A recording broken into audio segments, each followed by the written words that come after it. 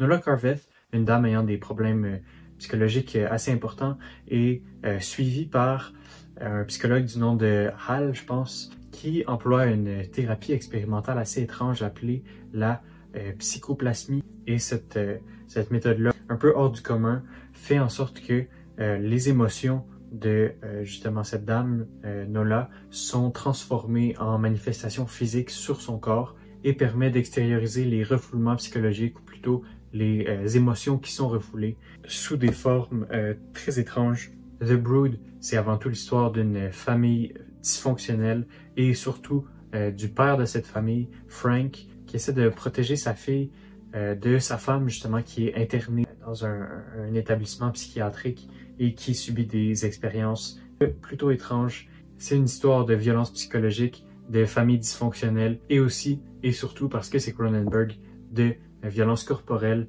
de transformation étrange qui témoigne de la psychologie des personnages, témoigne de thématiques plus importantes. Selon moi, The Brood, c'est un film qui est intéressant parce que, justement, il y a une histoire qui est derrière. David Cronenberg, c'est un artiste qui a vraiment le contrôle de ses films, qui sait ce qu'il fait. Et selon moi, l'un des meilleurs directeurs de cinéma d'horreur qu'on ait eu mondialement, mais également évidemment au Canada. Donc c'est une fierté canadienne d'une certaine façon. Et avec ce film-là, il explore vraiment quelque chose qui est personnel à lui-même. Beaucoup disent que c'est son film le plus personnel, et je pense que lui-même le dit, alors que c'est un film qui vient très tôt dans sa carrière, à un moment où il n'a pas forcément pu aiguiser ses talents autant qu'il l'a fait, mettons, rendu en 2023, alors qu'il n'a pas encore tout à fait aiguisé ses talents, développé sa patte, développé le style qu'on lui connaît. Je pense que 1979, c'est la sortie du film The Brood. Il a déjà fait quelques films qui ont rencontré plus ou moins de succès. Je pense qu'il a déjà fait Shivers, il a déjà fait Rabid. Mais The Brood, c'est vraiment là où on commence à voir ses talents, prendre de l'expansion, s'épanouir dans quelque chose qui est vraiment intéressant. Parce que The Brood, je pense que même si c'est un film qui est très violent, qui est très viscéral, qui peut être interprété comme un cauchemar très habituel des films d'horreur qu'on retrouve dans les années 70, les années 80, je pense que David Cronenberg voulait explorer quelque chose de précis. Il est à un moment dans sa vie, et c'est ça que j'ai fini par comprendre, et ça rajoute vraiment quelque chose à l'expérience du film. Il est à un moment dans sa vie où il est dans le processus d'un divorce, si je comprends bien, et il a écrit ce scénario-là, puis il a réalisé ce film-là comme pour faire une sorte de catharsis de cette situation-là, pour se débarrasser du fardeau que cette situation-là, qui est très personnelle, qu'il devait vivre dans sa vie personnelle. Puis je pense que on le voit vraiment à travers le film. Je pense qu'il y a des moments où on comprend très bien ça avec cette famille dysfonctionnelle-là, puis les rapports entre les personnages, particulièrement la mère puis le père, qui sont forcément opposés. Puis la mère ici est une figure très négative. C'est elle qui est à l'origine de tous les problèmes du film, comme on finit par le comprendre.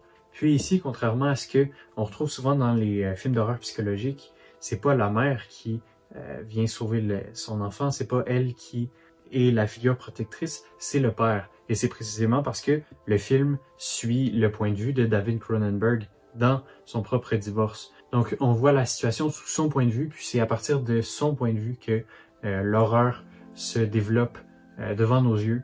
C'est un film qui est très impressionnant et qui traite son aspect horrifique d'une façon surréaliste. Il utilise les concepts de subconscient, puis justement, il utilise son histoire comme une catharsis de la même façon que le ferait un auteur surréaliste. Mais donc, il y a une approche très surréaliste de son film, puis de l'histoire qu'il développe à travers les éléments horrifiques qui sont principalement ces enfants difformes qui attaquent des gens qui sont importants dans la vie de cette mère. Puis, comme je l'ai dit au départ, ces enfants-là, c'est une manifestation de la colère de Nola. Donc, ils vont attaquer les gens qui lui ont fait du tort, que ce soit sa mère, que ce soit justement évidemment le père de sa fille, ou encore la professeure de sa fille, qui, bon, il y a peut-être un semblant de relation qui se crée entre elle et le père de sa fille. Et donc voilà, c'est une manifestation physique de sa colère.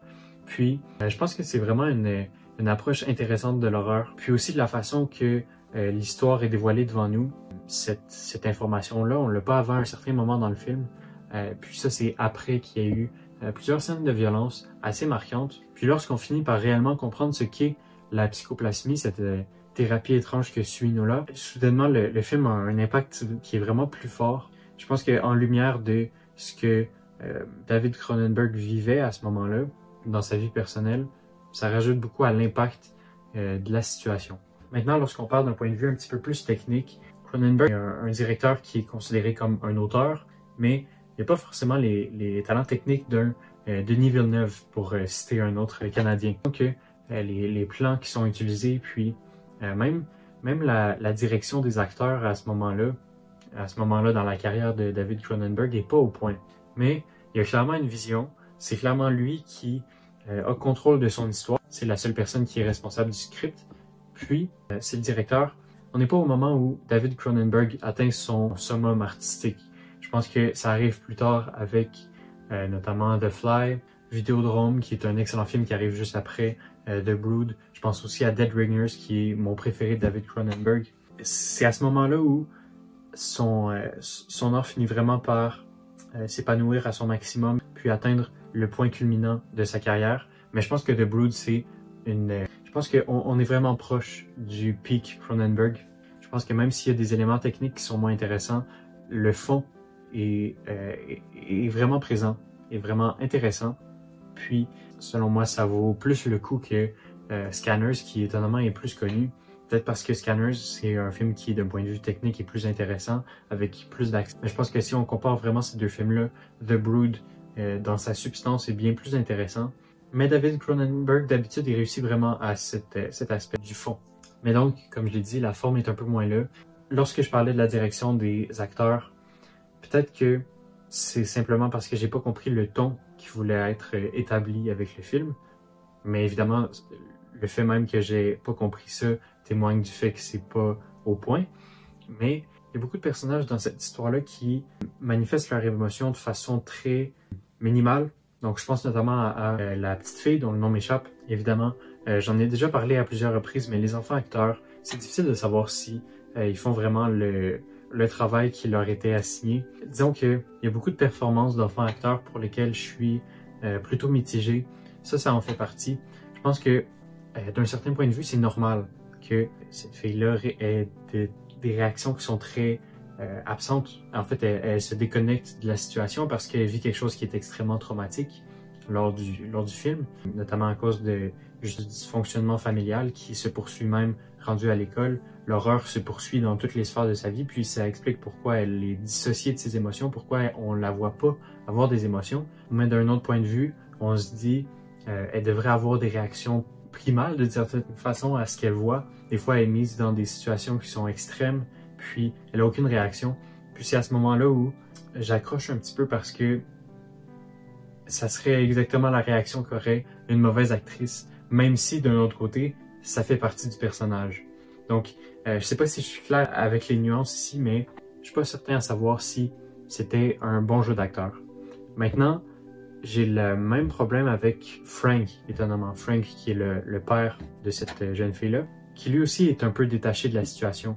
Ou du moins, on le voit toujours qui est plutôt fâché, puis qui essaie de protéger sa fille.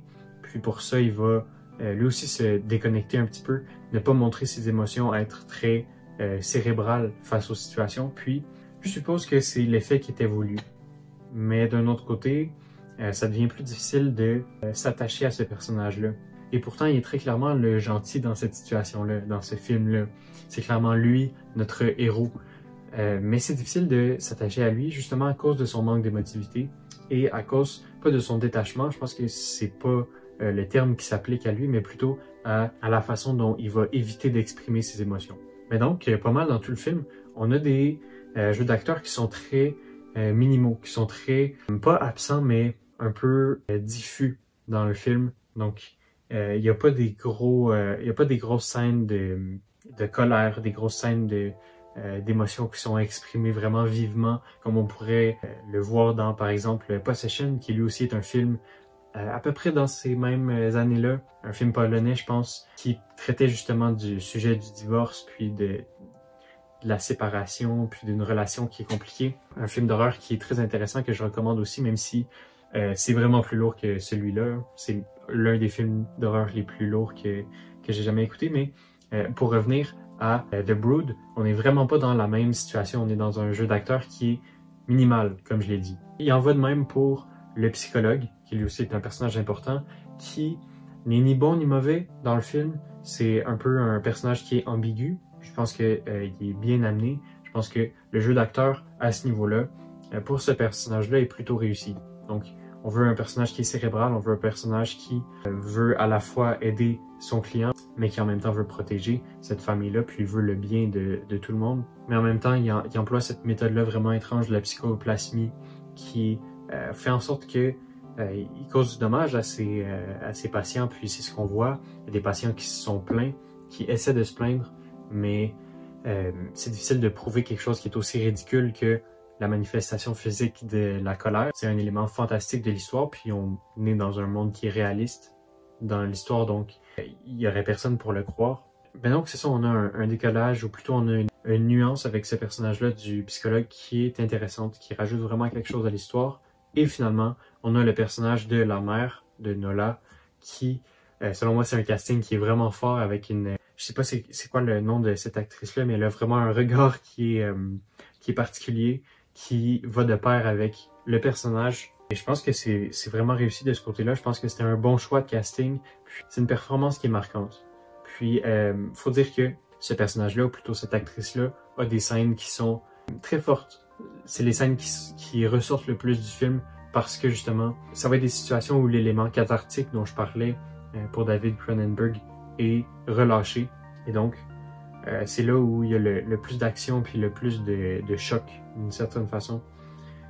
Et donc, cette actrice-là a le beau rôle et elle le fait à merveille. C'est l'un des éléments qui est le plus réussi.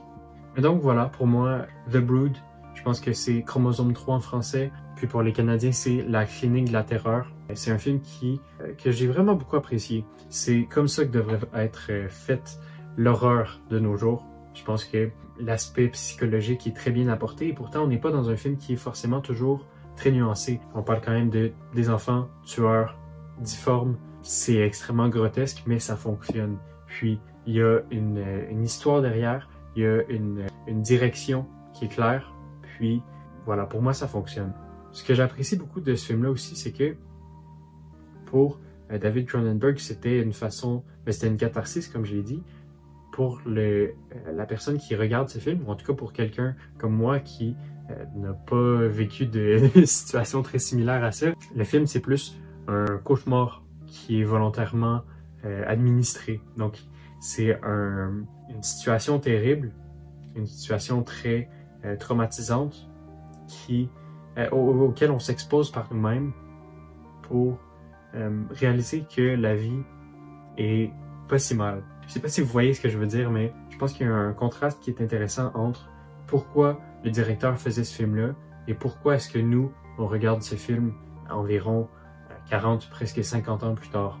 Je pense que c'est pour ça que l'élément personnel du film pour David Cronenberg est aussi impactant pour nous maintenant, parce que justement, il y a deux façons de le lire. Il y a la façon, comme je l'ai dit, de traiter ce film-là comme un cauchemar, ce que la plupart des films d'horreur sont. C'est une façon d'externaliser notre côté sombre. Je pense que c'est une façon de réaliser que notre vie est meilleure que ce qu'on voit dans les films. C'est un cauchemar qui nous permet de plus apprécier la vie.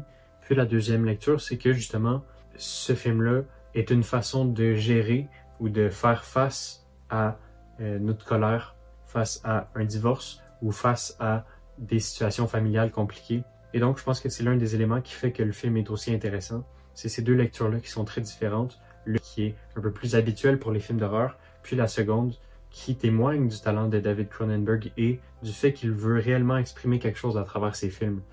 C'est pas pour rien qu'il est autant intéressé par le corps humain, puis par notre rapport au corps humain. C'est quelque chose qui est récurrent dans toute sa filmographie. C'est quelque chose qu'on retrouve particulièrement dans The Brood. Puis chaque fois, il l'explore dans des moyens différents, puis ça lui permet d'arriver à explorer des thèmes qui sont intéressants, explorer une histoire qui veut réellement dire quelque chose. Je pense que c'est pour ça que The Brood est un excellent film. Évidemment, je viens de de dire quelques spoilers pour le film, puis je m'en excuse, mais si vous n'avez pas encore vu The Brood, je vous le conseille vraiment. Je pense pas avoir enlevé quelque chose à votre expérience en ayant révélé certains points de l'histoire, parce que c'est dans le choc, c'est dans la catharsis, comme je l'ai dit, que ce film-là est marquant. Donc voilà, j'espère que vous avez apprécié cette nouvelle rétrospective de l'imaginaire. On se retrouve la semaine prochaine pour une prochaine vidéo. Merci beaucoup.